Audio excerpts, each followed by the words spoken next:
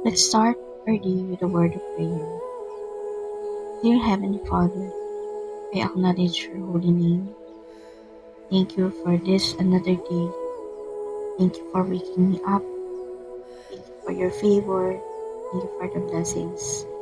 Today I declare blessings upon blessings, favor upon favor. Thank you, Lord God, for your unending love. Thank you for your amazing grace. Today I surrender my heart, my life, my soul, everything to you, Lord. Bless my loved ones, protect us, O Lord, and let your divine intervention be upon us. Save us, O God, and thank you for this wonderful day. I know that you are working with us.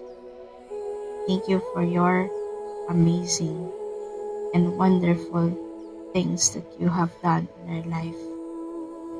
I praise you, I honor you, in Jesus' mighty name. Amen.